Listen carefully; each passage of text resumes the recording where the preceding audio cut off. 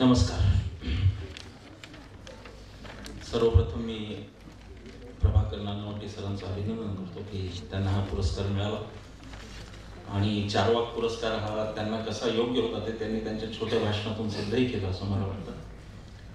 Bright या ग्रुपचा सगळेच माझे मित्र आहेत, त्यांचा मी खरं औपचारिक आभार मानण्याचं काही कारण नाही, पण तरीही त्यांनी मला इथे बोलवलं आपल्या सगळ्यांसमोर, यासाठी मी पहिल्यांदा त्यांचे आभार मानतो. काही तरुण एकत्रित येतात आणि विचार करतात, हीच आजच्या काळात एक दिलासादायक गोष्ट आहे असं मला वाटतं. कारण बहुंशी विचार हा फेसबुकवरूनच चाललेला असतो किंवा तो व्हॉट्सॲपवर त्याची प्रगती झालेली असते आणि तिथले विचार, कोणते विचार आपल्या नावाने येतील तेही कळत नाही. मला माझेच 1 मिनिटात विश्व करतात, मी ते कधी लिहिलेलंच नसतं. विश्व आहे आणि त्या विश्वाचं ओलांडून एक वैचारिक क्षेत्रात काहीतरी घडतंय, ही खूप चांगली गोष्ट आहे आणि ब्राईटला माझ्या त्यासाठी शुभेच्छा. तुमचं फ्युचर खूप ब्राईट आहे, याच्यात काही कोणाला शंका नाही. मगाशी कोणीतरी इथून प्रश्न विचारला की शेवटी अंतिम सत्य काय आहे, तर बुद्धीला जे वाटेल तेच अंतिम सत्य, हे त्याचं उत्तर आहे असं या ग्रुपमध्ये आल्यावर मला वाटलं. कोणीतरी मगाशी म्हणालं की गोळवलकर आणि ते वादी तुम्ही आहात की फुले शाहू आंबेडकर वादी आहात, ते सांगा. मला वाटतं की हेडगेवार गोळवलकरांच्या नंतरही काळ चालला, फुले शाहू आंबेडकरांच्या नंतरही काळ चालणार आहे आणि त्यांच्याही पुढे गोष्टी केल्या पाहिजेत, त्यालाच बुद्धिप्रामाण्यवाद, आणि ते ह्या समिती या आयोजनाचं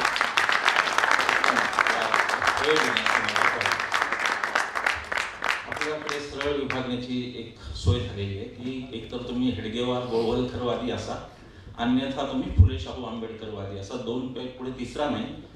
तर आपल्याला हे सगळंच ओलांडून पुढे गेलं पाहिजे. खरं म्हणजे उत्क्रांतीच्या अवस्थेमध्ये अशी शंका मला खूपदा येते की गोळवलकर आणि हेडगेवार यांच्यानंतर तिकडचे मेंदू गोठलेच गेले का काय, त्या मेंदू पण आपण पुरोगामी चूक करता कामा नाही आणि आपण बुद्धिप्रामाण्यवादावर विश्वास ठेवून फुले शाहू आंबेडकरांच्या पुढेही गोष्टी जाणार आहेत आणि त्यांचं दैवतीकरण होणार नाही, ही काळजी आपण घेतली पाहिजे.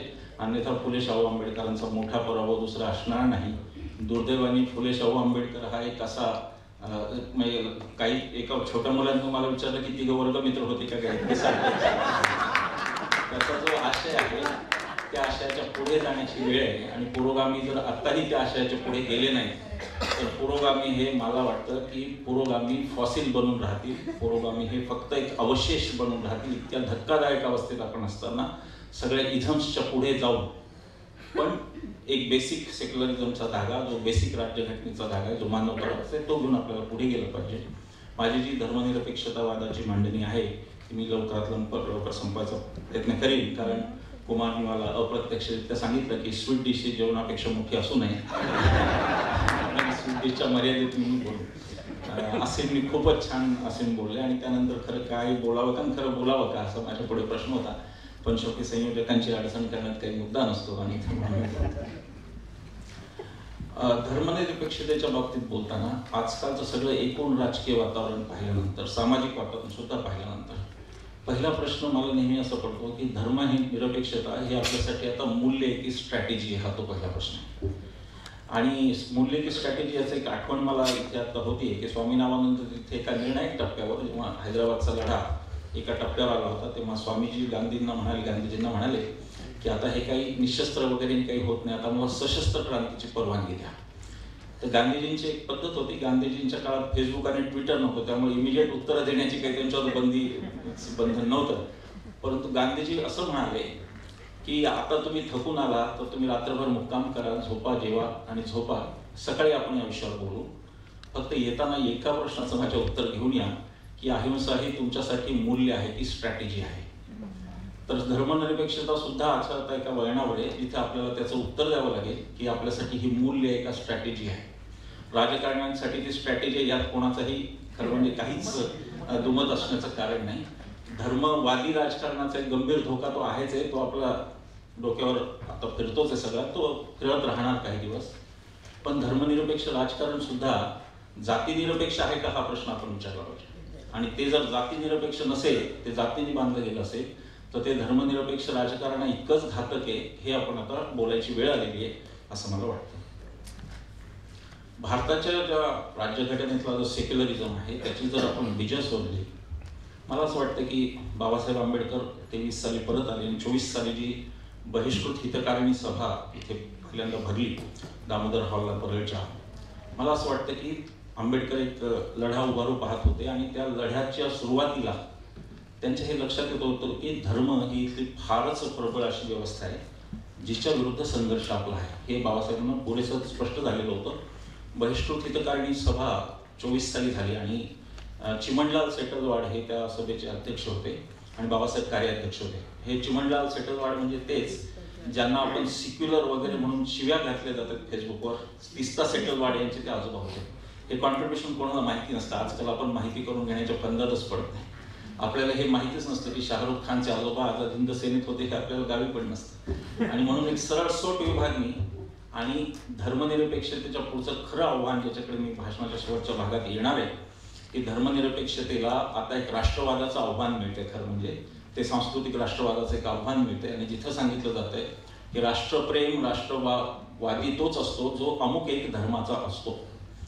मला एक इथे किस्सा सांगितला परवा कॅप्टन खान म्हणून होते, त्यांनी फार चांगलं सांगितलं.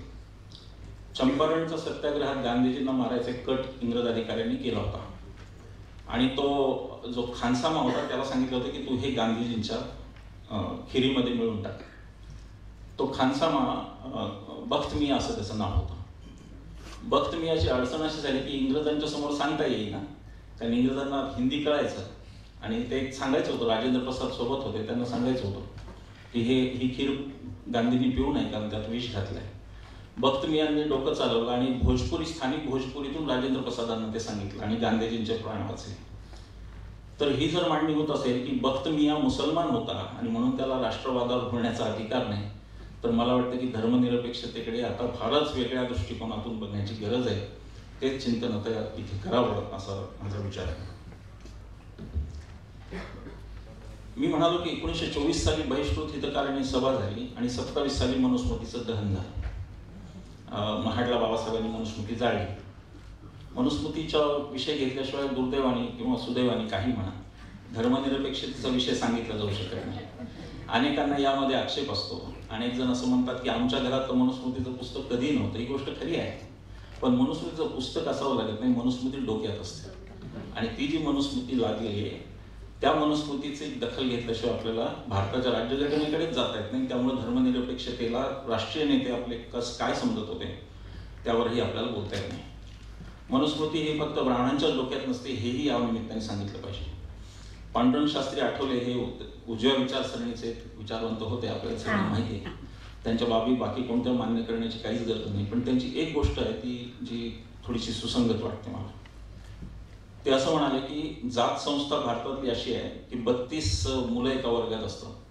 तर नेहमी पहिल्या येणाऱ्याला अभिमान असतोच की माझ्या मागे 31 मुलं आहेत, पण 29व्याला पण अभिमान असतो की माझ्या मागे 3 मुलं आहेत. हे त्या जाती संस्थेचं स्वरूप आहे आणि ते समजून घेतल्याशिवाय पुरोगामीपणा, ते समजून घेतल्याशिवाय धर्मनिरपेक्षता याकडे आपल्याला जाता येत नाही. स्त्रियांच्या बाबतीत जे मनुस्मृती बोलली होती, म्हणजे उदाहरण मी देतो की मी का म्हणालो की ब्राह्मणांच्याच डोक्यात फक्त मनुस्मृती असेल असं नाही. महिला काही गाडी चालवतात आणि आपल्याकडे बाईनी क्रॉस केलं, ओव्हरटेक केलं तर तेही पुरुषांना आवडत नाही असा अनेकांचा अनुभव असेल. आता ती जर गाडी चालवणारी ब्राह्मण असेल आणि तिच्याकडे रागाने बघणारा, ओव्हरटेक करणारा जर दलित असेल तर दलिताच्या डोक्यात मनुस्मृती हे आपण नीट लक्षात घेतलं पाहिजे. आणि म्हणून हा विषय त्याला जातीची परिमाणं देऊन सुद्धा सगळ्यांनाच त्याच्यातून आपल्याला क्लीन चिट देता येणार नाही, कारण आता हल्ली क्लीन चिटचं मोठंच फायदा आहे राज्यामध्ये आपल्या, ते काही आपल्याला देता येणार नाही आणि मनुस्मृतीचा म्हणून तपास मुळातून करावा लागेल. सुदैवाने मी पुरोगामी असल्यामुळे मला ग्रंथशास्त्र वाचण्याची फार आवड आहे आणि मी बऱ्यापैकी ग्रंथ वाचतो, कारण चॅनल चर्चेला कोणत्या शंकराचार्यांना कधी उत्तर द्यावं लागेल ते सांगता येत नाही. आपण तयार असलेलं बरं आणि त्या दृष्टीने मी शंकराचार्यांच्या भीतीने का होईना आपण ते धर्मशास्त्र ग्रंथ वाचत आलेलो आहे. त्याच्यामुळे जर नास्तिक मेळाव्यात येण्याचा माझा अधिकार गमावत असेल तर मला त्याची कल्पना नाही, पण अभ्यास करून आलेलं बरं असतं आणि त्यामुळं तसा सामना नेहमी करावा लागतो. मनुस्मृतीची जी रचना आहे, मनुस्मृती आली कुठून हा खरं अभ्यासाचा विषय आहे. एकीकडे ममे वंश जीवलोके जीवभूत सनातन म्हणणारी गीता पण आहे, हे जे सांगते की श्रीकृष्ण सांगतो की सगळ्यांमध्ये माझाच अंश आहे. तर मग पुन्हा भेदभावाची राजनीती कुठून आली हा मुद्दा खरं विचार करण्यासारखा. आपल्याकडे अनेक गोष्टी या बुद्धिहीनतेमुळे घडलेले आहेत. आपली बुद्धिहीनता इतकी पराकोटीची होती की देवंड भट्ट नावाचा एक माणूस होता आणि त्यांनी स्मृतिचंद्रिका नावाचा एक ग्रंथ लिहिला होता. त्या स्मृतिचंद्रिका ग्रंथात त्यांनी असं लिहिलं, तर त्या ग्रंथाचा रेलेव्हन्स काय आज, असं जर कोणी आता पुन्हा हे म्हणतील की आमच्याकडे नाही आहे स्मृतिचंद्रिका ग्रंथ, आमच्या घरात कुठे आहे. पण महाराष्ट्रामध्ये जिथे जिथे भागवत संप्रदायाची एकादशी होते त्या एकादशी दिवशी उपवास करतात आणि द्वादशी सोडण्याच्या आधी एकादशी महात्म्य नावाची एक पोथी वाचतात. ती ह्या स्मृतिचंद्रिका ग्रंथाचा एक भाग आहे. काय सांगितलंय त्यात? स्मृतिचंद्रिका असं सांगते की एक वेळ माणसाने स्वतःच्या आईशी प्रणय केला तर ते देखील एवढं मोठं पाप नाही जेवढं एकादशी मोडणं हे मोठं पाप आहे. एवढी मूढता येते, एवढा मूर्खपणा येतो, एवढा बौद्धिक व्यभिचार येतो. त्या देशात पुरोगामीपणा, त्या देशात धर्मनिरपेक्षता रुजणं हे किती अवघड आहे. त्याच्यावरून आपल्याला त्यावेळेसच्या राष्ट्रीय नेत्यांच्या बुद्धीची कल्पना यावी की बाबासाहेबांचा जो धर्मनिरपेक्षतेचा विचार आहे, जो गांधी, नेहरू, आंबेडकर, पटेल या तिघांनाही मान्य आहे. हा एक मोठा डिव्हाइड आजकाल दाखवला जातो. गांधी आणि आंबेडकर कसं भांडण आहे आणि मग कसं खरं म्हणजे गांधीच वेगळे होते आणि आंबेडकर सगळे महान होते आपापल्या तरी. बाबासाहेब हे घटना समितीत अनिवार्य होते हे खरं आहे आणि नेहरू, गांधी आणि पटेल यांच्या संमतीशिवाय ते येऊ पण शकले नसते हे पण खरं, हे त्याचं उत्तर आहे. त्या इतिहासाला आपण जाऊन भिडलं पाहिजे. बाबासाहेब जेव्हा बंगाल असेंब्लीतून निवडून आले आणि दुर्दैवाने ते घटना समितीवर त्या बंगाल असेंब्लीतून निवडून आले होते आणि त्यानंतर ती असेंब्लीच विसर्जित झाली होती आणि मुंबईला त्यावेळेस ते डॉक्टर राजेंद्र प्रसाद घटना समितीचे अध्यक्ष, त्यांनी पत्र लिहिलं होतं खेरानं, बाळासाहेब खेरे मुख्यमंत्री होते, त्यांना पत्र लिहिलं की बाबासाहेबांना काँग्रेसच्या कोट्यातून निवडून पाठवा वेळ पडली तर बाबासाहेब अनिवार्य आहे. म्हणजे काँग्रेसमध्ये पूर्वी इतरांना पण अनिवार्य समजलं जात होतं, ही काँग्रेसची संस्कृती. तेव्हा जो विचार भारतीय राज्यघटनेत धर्मनिरपेक्षतेचा आहे तो त्याची जी पार्श्वभूमी आहे ती नीट तपासली पाहिजे आणि ती अनेक वर्षांच्या दास्याची, अनेक पिढ्यांच्या दास्यांची, 5000 वर्षांच्या दास्याची किंवा त्याहीपेक्षा अधिकच्या दास्याची. आणि म्हणून भारतीय राज्यघटना बनत असताना धर्मनिरपेक्षता हे मूल्य येणं हीच एक मोठी क्रांतिकारक गोष्ट आहे असं मला वाटतं. आणि त्या दृष्टीने आपल्या त्यावेळेसच्या सगळ्या राष्ट्रीय नेत्यांचा दृष्टेपणा आपण नीट समजून घेतला पाहिजे. राष्ट्रीय नेते हे आता शिव्या देण्याची हे खरं म्हणजे आपण त्यांना वापर करतो. मला खूपच वाईट वाटतं. का आपल्याला असं वाटतं की समजा टिळकांनी काय विरोध केला त्यावेळेस काय त्यांच्या भूमिका असतील आपल्याला माहित नाही. शिवजयंतीला का विरोध केला, शिवाजी महाराजांनी का आदिलशहाला विरोध केला आपल्याला माहिती नाही काय त्यांच्या भूमिका असतील किंवा ज्या माहिती त्या आपल्या आकलनाप्रमाणे. त्याचा उपयोग आपण शिवाजी महाराज विरुद्ध टिळक असं भांडण होण्यासाठी करण्याचं काही कारण नसतं. आपण तो विवेक जागाच केला पाहिजे, आपल्याला तो विवेक असलाच पाहिजे, अन्यथा अशा परिषदांना अर्थ राहणार नाही असं मला वाटतं. ही मनुस्मृती येते कुठून याच्यावरती मी बोलत होतो. थोडासा क्लिष्ट विषय पण ऐकला पाहिजे, तुम्हालाही उत्तर द्यावं लागेल कदाचित, नास्तिक लोकांना तर जास्त द्यावी लागतील उत्तर, पण थोडं ऐकलं पाहिजे असं मला. थोडं ते ऐकायला फार कंटाळवाणं वाटतं पण ते आहे, म्हणजे चांगलं आहे तसं. एक 3 वेद आहेत आपल्याला माहिती की वेदत्रयी असं त्रयविद्या असा उल्लेख येतो गीतेमध्ये. वेद 3 आहेत, ऋग्वेद, यजुर्वेद आणि सामवेद. अथर्ववेद ऋग्वेदाचंच आहे त्यामुळे ते वेगळे. आता या वेदांच्या वेगवेगळ्या शाखा असतात. ऋग्वेदाची शाखा आणि बाकील शाखा असते, यजुर्वेदाची शुक्ल आणि कृष्ण असते आणि अथर्ववेदाची श्रवणक आणि पिपीला अशा 2 शाखा असतात. आता जो भारतामध्ये जो यजुर्वेदाचे फॉलोअर्स आहेत, आपण आता नव्या भाषेत बोलू, त्यामध्ये सगळ्यात जास्त फॉलोअर्स त्यांचे खूप जास्त आहे शुक्ल यजुर्वेदाचे. त्यामुळे कृष्ण यजुर्वेद ही कमी महत्वाची शाखा आहे. तर त्या कमी महत्वाच्या शाखेच्या पुन्हा 4 उपशाखा असतात. मग काष्टक, कपिशल, मैत्रायणी आणि तैत्तरी अशा त्या असतात 4 शाखा. त्यातली मैत्रायणी ही पुन्हा कमी महत्वाची असते. आता ह्या वेदाच्या अध्ययनाची एक पद्धत असते, त्याला षडंग पद्धत असते. षडंग म्हणजे 6 अंगांनी वेदांचा अध्ययन होतो. ती असते शिक्षा, व्याकरण, छंद, निरुक्त, ज्योतिष आणि कल्प. कल्प हा त्याचा शेवटचा भाग असतो. कल्पात पुन्हा 3 असतात, श्रोत्रसूत्र, धर्मसूत्र आणि गृह्यसूत्र. त्या धर्मसूत्राच्या छोट्याशा भागातून ही मनुस्मृती नावाचं हे पिल्लू येतं आणि ते भगवद्गीतेला सुद्धा मागे टाकून 5000 वर्ष राज्य करतं. ही असामान्य घटना आहे आणि त्याच असामान्य घटनेचा तार्किक शेवट हा 1927ला मनुस्मृतीच्या दहनात होतो की त्याहीपेक्षा असामान्य. तेव्हा धर्मनिरपेक्षता हे मूल्य येणं आणि आपली राज्यघटना, फ्रेंच राज्यक्रांतीमुळे वगैरे सगळं बरोबर आहे. स्वातंत्र्य समाधान ही फ्रेंच राज्यक्रांतीचीच मूल्य आहे. पण धर्मनिरपेक्षता घटनेत येणं त्याच्या मागे हा 5000 नव्हे 10000 वर्षांचा इतिहास असतो.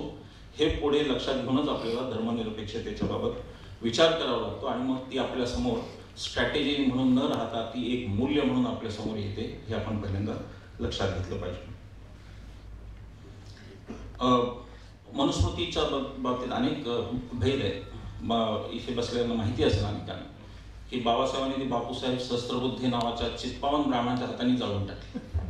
ही एक विशेष गोष्ट आहे आणि राष्ट्रीय नेते कुठल्या पातळीपर्यंत विचार करू शकतात. म्हणजे स्वतःला हिरो होता आला असता. आजकाल तर दिवस येतेच फक्त मीच एक काय जगात, बाकी कोणीच नाही. जो काही आहे तो मीच आहे. सर्व देवं नमस्कारम केशवम, म्हणजे तिथे आता नरेंद्रम प्रतिगच्छति. कुठल्याही देवाला नमस्कार केले तर तिकडे जातो. मला तर खूपच भीती वाटते. म्हणजे तुम्हाला म्हणतो मी ती इतका दहशतीखाली ना, मी ना 2014च्या आधी मित्र हो म्हणून भाषणाची सुरुवात करायची. मी ते आता बंदच करून टाकलं. मला भीतीच वाटते, काहीच कळत नाही. बरं काय ते म्हणजे ते काँग्रेसवाले होते भ्रष्ट बरोबर आहे सगळं, त्यांनी लावलं चुना 15 वर्ष, बरोबर आहे सगळं. पण तरी ते निदान पाकिस्तानात पाठवत नव्हते. निदान ते स्टुडिओतून सेफली बाहेर जाण्याची घरी हे होती काय. आणि आम्ही इकडे पुण्याला बसतो, अँकर आलका आणि सगळे आहेत इकडे, अँकर इकडे मुंबईला, आम्ही पुण्याला, आमच्या सुरक्षिततेची काहीच नाही. तर त्यामुळे फार सांभाळून बोलावं लागतं की डायरेक्ट पाकिस्तानचा व्हिसा तयारच असतो की त्यांना आणि निघतो. तर असं मुद्दा असा आहे की मनुस्मृतीच्या बाबत जे गैरसमज आहे त्याच्यामध्ये सगळ्यात मोठा गैरसमज हा आहे की बाबासाहेबांनी दलितांच्या उद्धारासाठी मनुस्मृती जाळली. हा एक मोठा गैरसमज आहे. अशासाठी मी म्हणतो की दलितांचं एक कारण त्याला होतंच, पण त्याहीपेक्षा फार मोठी प्रजा ही मनुस्मृतीच्या जाळ्यात अडकलेली होती.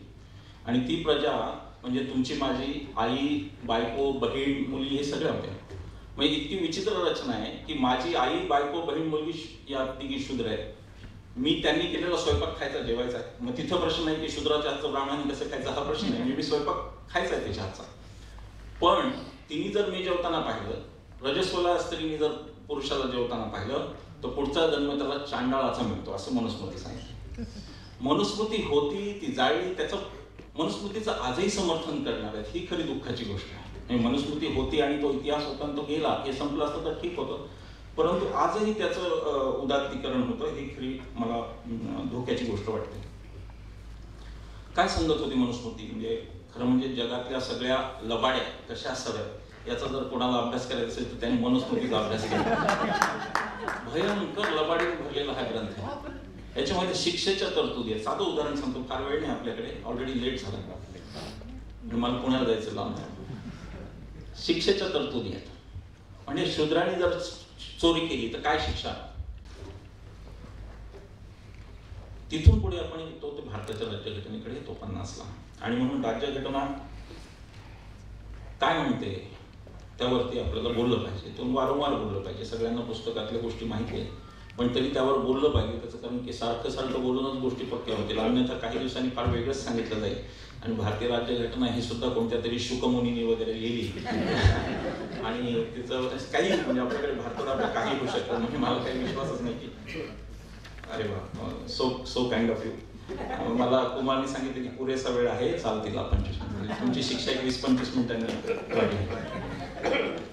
मला इथे नानांची आठवण आली, मधुदंडवतेंची. तर त्यांना बोलायला लोकसभेत फक्त 20 मिनिटं दिली होती, बजेटवर बोलायचं होतं. नाना म्हणले मी प्राध्यापक असल्यामुळे मी 20 मिनिटात नाही 50 मिनिटाशिवाय बोलतो. तर ते म्हणाले मी काय केलं की एक साधारण ज्येष्ठ सदस्यांना थोडी कटसी असते, त्यामुळे सभापतींनी काही वेळ जाऊ दिला आणि बेलकडे हात गेला की ते म्हणाले मी म्हणालो finally what I wanted to say, की लगेच हात मागे घेतला. मग आणखी काही मिनिटं गेली, त्यांनी पुन्हा हात केला की म्हणलं in summary I would like to, पुन्हा हात मागे 50 मिनिटं पूर्ण.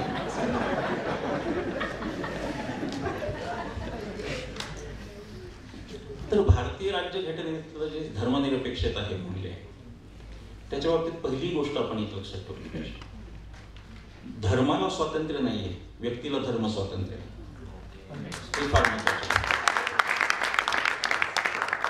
इथे कोणत्याही धर्माला मुक्तपणा दिलेला नाही, व्यक्तीला मात्र धर्म स्वातंत्र्य आहे. मुळात राज्यघटना रेकग्नाइज करते, ती व्यक्तीला करते, हे फार महत्त्वाचं.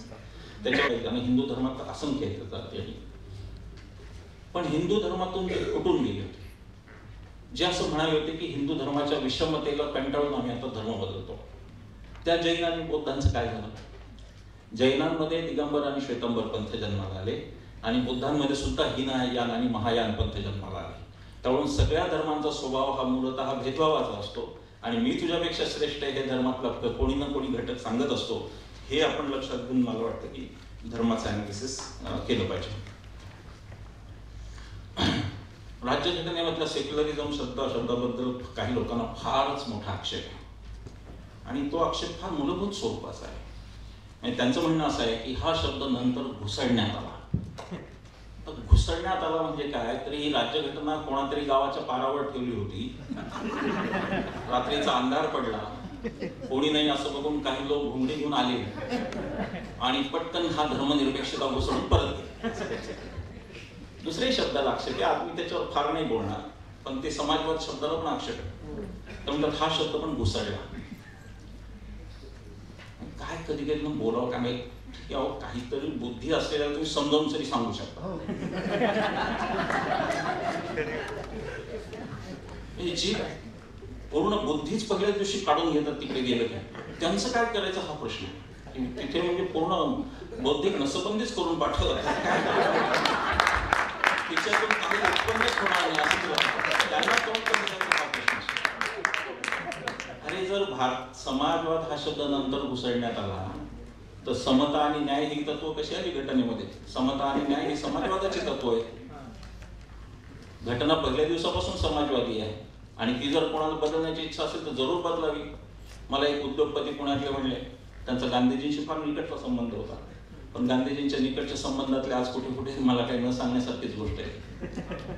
ते मला म्हणाले की 91 नंतर जे काही झालं ते भांडवलवादामुळेच झालं. मी म्हटलं मला हे मान्यच आहे की 91 नंतर जागतिकीकरणानंतर भांडवलवादामुळेच झालं, हे मला मान्य आहे. फक्त माझी छोटी अपेक्षा आहे की मग घटनेतला समाजवाद हा शब्द काढून तिथे भांडवलवाद हा शब्द घातला पाहिजे. आपण एकतर घटनेप्रमाणे वागलं पाहिजे, नाही तर घटना आपल्याप्रमाणे बदलली पाहिजे. अन्यथा आम्ही घटनेप्रमाणे समाजवादी आहोत आणि व्यवहारात मुक्त अर्थव्यवस्थेवादी आहोत, हीच मुळात ढोंग आहे. आणि ते ढोंग नीट कसं करायचं त्यावर विचार केला. पण असो, समाजवादाचा विषय नाही, तो मी कधीतरी पुन्हा बोलेन. पण धर्मनिरपेक्षता हाही शब्द घुसडला असं म्हणलं जातं, तर तो कोणत्या पारावर घुसडला गेला नसून या देशाच्या संसदेने विधिवत तो शब्द आणलेला आहे. धर्मनिरपेक्षता हा शब्द आधी यावा असं के टी शहांनी म्हणलं होतं घटना समितीमध्ये. के टी शहांना विरोध कोणी केला होता माहिती? ज्यांना आज खूप सेक्युलर म्हणून जे शिव्या घातल्या जातात, त्या पंडित नेहरूंनी सेक्युलर या शब्दाला विरोध केला होता. किती जणांना मला माहिती किती जणांना माहिती. पंडित नेहरू म्हणाले होते की सेक्युलर हा शब्द घटनेत नको. त्याचं कारण काय होतं माहिती का? त्याचं कारण असं होतं की घटना जर सेक्युलर म्हणली असती तर तिला धर्मस्वातंत्र्याची चिकित्साच करता आली नसती. ते दरवाजा तो बंद झाला असता. तो पुरोगाम्यांनी पण बऱ्यापैकी आपल्यासाठी बंद करून घेतलाय. आपण धर्मावर इतके आसूड ओढले. धर्माबद्दल माझं काहीच म्हणणं नाही, धर्म ही आसूड ओढण्या योग्यच गोष्ट आहे, पण त्याचे अनुयायी असतात त्यांच्यावर आसूड ओढला जातो नकळत. त्या चुका आपल्याकडून झाल्या, त्याचं परीक्षण केलं पाहिजे. काही नॉनसेन्स असतो, कॉमन नॉनसेन्स, तो कित्येकदा करावा लागतो. राहुल गांधीला ती घंटी पडवायला जायला लागतं कुठे ते याला गेले. तो राजकारणात असतो, तो आपल्याला नसतो म्हणून आपण बोलू शकतो. हे आपली लक्झरी आहे आपल्यासाठी, ती त्यांच्यासाठी नसते. तो कॉमन नॉनसेन्स असतो, तो त्यांना करावा लागत असतो. मुद्दा असा आहे की धर्मनिरपेक्षता हा शब्द आपल्या संसदेने आणला, विधिवत आणला आणि तो घटनेत नव्हता. त्याचं कारण घटनेवर मग बोलायला, घटनेला धर्माची चिकित्सा करता आली नसती. घटना जर शिकली. आज आपल्याला म्हणतात की तुम्ही जर धर्मच मानत नाही तर धर्माची चिकित्सा का करता? मेरे अंगणे में तुम्हाला क्या काम है म्हणतात ना, की तुम्ही तुमचं हे अंगणच नाही, तुम्ही काय येत आहे? या देशात 2 नेते होते जे अतिशय चतुर होते या बाबतीत. पहिले होते महात्मा गांधी आणि दुसरे होते डॉक्टर आंबेडकर. यांनी धर्माची क्रीज पुरेपूर वापरलेली. स्वतःला निधर्मी न म्हणता. विचार करा, 1956ला एक आंबेडकर, पूर्ण विकसित झालेले आंबेडकर, तिथून शिकून आलेले, अनेक पदव्या घेऊन आलेले, त्यांना धर्माची तुच्छता कळलेली आहे, धर्म किती टाकावं हेही कळलेलं आहे. पण आंबेडकर 56ला हे नाहीत म्हणत की मी उद्यापासून निधर्मीवादी आहे. ते म्हणतात की मी उद्यापासून बुद्ध धर्माचा स्वीकार करतो. तर धर्म सोडणं किंवा हे सोडणं ही आपल्यासाठी, तुमच्या माझ्यासाठी हे एक स्वातंत्र्य आहे. ते स्वातंत्र्य आंबेडकरांना नसतं, कारण जे अनुयायी येणार असतात मागे, त्यांचा जो बुद्धीचा लसावी असतो ते काढून नेत्याला वागायला लागत असतं. आणि म्हणून ते व्यावहारिक वागणूक, धर्माला जर कोणी व्यावहारिक स्वतःच्या कामासाठी जर कोणी वापरला असेल तर ते 2 नेते भारतात. एक आंबेडकर आहेत ज्यांनी धर्माची क्रीज अत्यंत उत्तम वापरली आणि दुसरे महात्मा गांधी आहेत. महात्मा गांधींचा विरोध अशासाठी आहे की महात्मा गांधींनी हिंदुत्वामधून ब्राह्मण्य वजा केलं म्हणून गांधींचा विरोध होतो. एक रिफॉर्म वेगळा गांधी आणू पाहत होते. गांधींना जे काही शिव्या देण्याचं मोठं सत्र देशभर चालू आहे तेव्हा मी विचार करतो की गांधी कळलेच नाही त्यांना हा खरा यांचा प्रॉब्लेम. की गांधी धर्म काय म्हणतात, कशाला म्हणतात, गांधी कशाला धर्म म्हणतात? सनातन हिंदू म्हणजे काय गांधी म्हणतात. प्रार्थना काय गांधी आणतात? प्रार्थना हे हिंदू कल्चर नाही. सकाळची प्रार्थना, संध्याकाळची प्रार्थना हे ख्रिश्चन कल्चर आहे.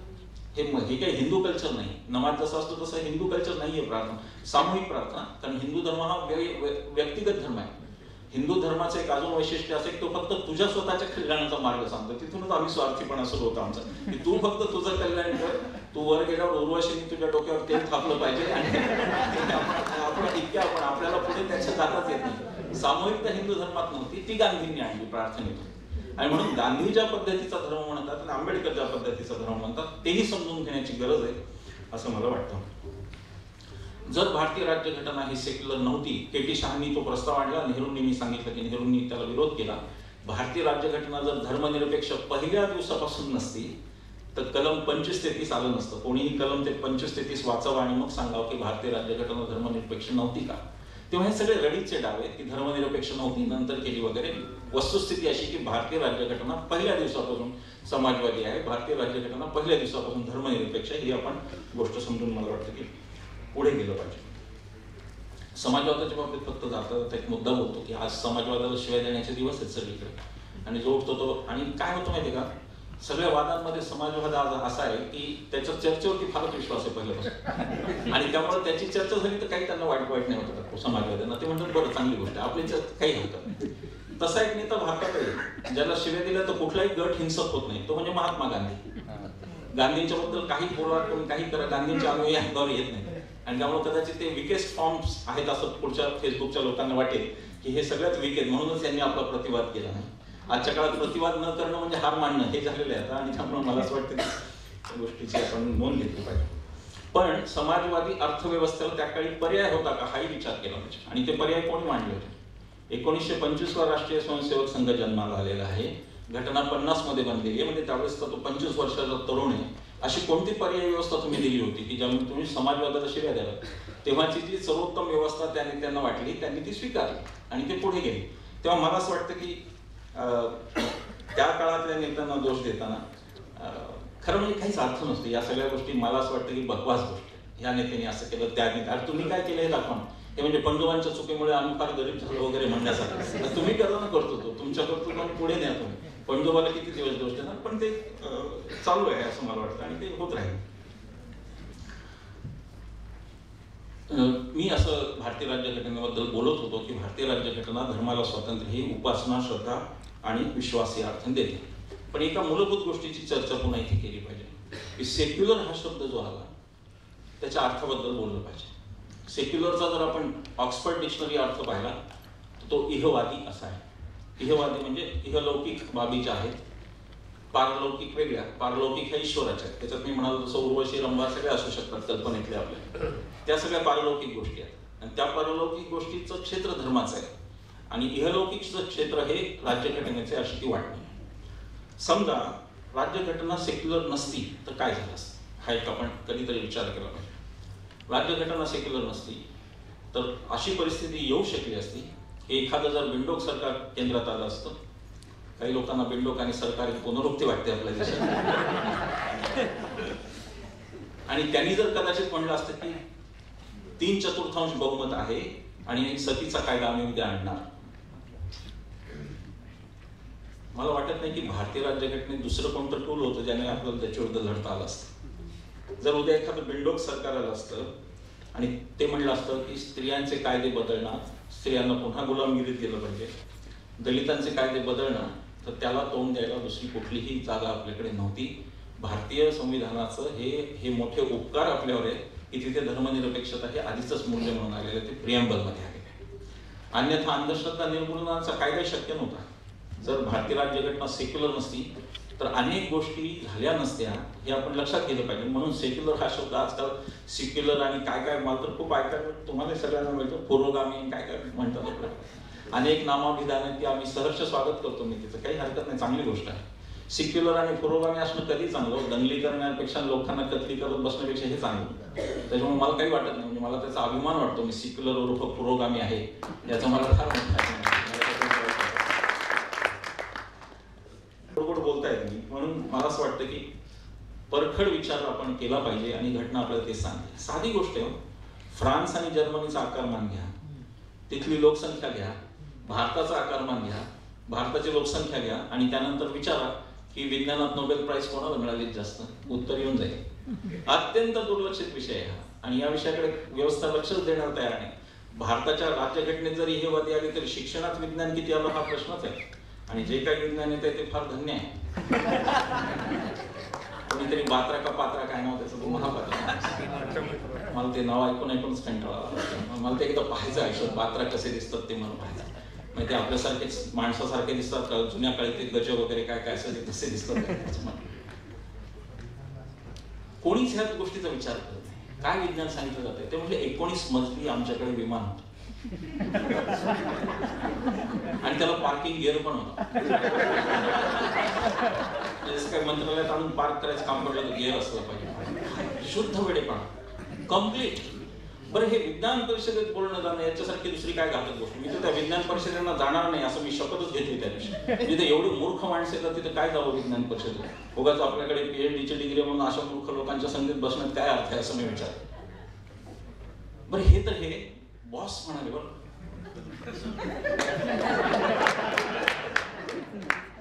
बॉस म्हणाले की हमारे पास प्लास्टिक सर्जरी थी. त्यांनी ते ऐतिहासिक गणपतीचं उदाहरण दिलं. तिथे म्हणले की पार्वती आंघोळीला गेली, राखायला सांगितलं गणपतीला, त्यांनी काही शंकराला ओळखलं नाही, शंकर उपायमान झाले, डोकं तोडून टाकलं, म्हणून तोडून टाकलं. मग बाळ फोंडके सारख्या शास्त्रज्ञांनी प्रश्न विचारला फोंडके सरांसारख्या. ते म्हणले की जर प्लास्टिक सर्जरी उपलब्धच होती, जर ते तोडलं होतं तेच डोकं बसवते, एक हत्ती विनाकारण काम आलं. Logic it is very logic. पण ते म्हणाले नाही आमच्याकडे होती. आता ते म्हणल्यावर कोण काय करणार, सगळे होते. ते जर उद्या म्हणाले की दिल्ली पूर्वी पूर्ण सोन्याची होती, तर तिकडे पक्षात लोक तयार होते. ते म्हणायचे दिल्लीसह अहमदाबाद पण सोन्याचं होतं, मुंबई तर सोन्याचीच पहिल्यापासून. इतकी वाईट अवस्था. तर हे जे काही हा जो काही सगळा बाष्कळपणा आहे तो त्या भारतीय राज्यघटनेला पहिल्यापासून माहिती होता की 60 वर्षांनी असं होणार आहे म्हणून. असं बोललं जायचं त्यांनी आधीच तरतूद करून ठेवली की ते म्हणले नाही की धर्मनिरपेक्ष सायंटिफिक टेम्पर या सगळ्या गोष्टी त्यांनी बोलून घेतल्या. काही झालं नाही की शास्त्र सांगतात. ते कोल्हापूरच्या शास्त्रात लिहिले सांगा ना मला. तर ते म्हणले नाही तुम्हालाही न दिसणारी शास्त्र येत असतात. याला काही उत्तर नाही. तर मी म्हणालो की तुम्हालाही न दिसणारे तुमच्यापेक्षा महान 2 शंकराचार्य माझ्या स्वप्नात आले होते आणि ते म्हणाले की कोल्हापूरच्या शंकराचार्यांना माहिती नाहीये पण आम्ही सांगतो की समता पहिल्यापासून ह्या गोष्टीने काही अर्थ नसतो. ती बौद्धिक सगळी जो आपला बौद्धिक दारिद्र्य असतं ते संपवण्याचं भारतीय राज्यघटना हे खरं म्हणजे एक टूल आहे असं त्याचा अर्थात त्याच्यात विचार होत नाही. असं मी नेहमी म्हणतो की व्यवस्थेबद्दलच विचार होत नाही. आता म्हणजे शिक्षण व्यवस्था हा सेक्युलरिझमच्या बाबतीत शिक्षणात आपण काय करतो काही नाही. आपण आणि नागरिकशास्त्र वगैरे फारच आपण म्हणजे भिकार लेवलचं शिकवतो. काय तर म्हणजे ते राष्ट्रपती होण्यासाठी तो 45 वर्षांचा असावा, तो भारतीय असावा. अरे 125 कोटी ते किती राष्ट्रपती होतात दरवर्षी. त्याच्यात माहिती अधिकाराचा कायदा घ्या ना, त्याच्यात घ्या लोकपाल आले न आले ना पण कायदा म्हणून घ्या. लोकपाल तर घेता येतो त्याला. आपली व्यवस्था ही पेस देते पण स्पेस नाही देत. मी मुद्दाम हे उदाहरण बोलतो आणि सगळ्या भाषणांमध्ये बोलतो की आजची शिक्षण व्यवस्था ही पेस देते पण स्पेस देत नाही बुद्धीला. विचार करा, न्यूटनच्या आईने जर त्याला सकाळी कथ्थकचा, दुपारी टेबल टेनिसचा, संध्याकाळी इंग्लिशचा क्लास लावला असता तर निवांत बसण्याची कलाच न्यूटन दिसायला असता. आणि फळ पडण्याचा शोध निवांतपणामुळे लागतो. तर ती जिथं देत नाही तिथे या गोष्टी बोलणं फार खरं म्हणजे अतिशय चुकीची गोष्ट आहे. पण तुम्हाला आशा आहे की कधी ना कधी आपण त्याकडे जाऊ आणि एक विज्ञानिष्ठ समाज म्हणून घटनेने जी जिम्मेदारी आपल्याला दिलेली आहे ती आपण पार पाडू. मी थोडक्यात आपल्या राष्ट्रीय नेत्यांचा धर्मनिरपेक्षतेबद्दलचा काय व्ह्यू होता ते मगाशी सांगितलं. आंबेडकरांचं अगदी स्पष्ट आहे. आंबेडकरांनी धर्मावर आधारलेले पक्ष नको ही भूमिका फार पूर्वीच मांडली. आंबेडकर म्हणाले की काहीही झालं तरी धर्मावर आधारित पक्ष नकोत आपल्याला, ही त्यांची अगदीच स्पष्ट भूमिका आहे.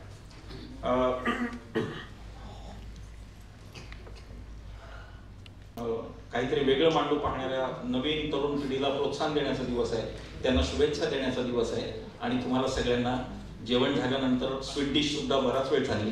त्या स्वीट डिशला तुम्ही सहन केलं त्याबद्दल तुमचे आभार.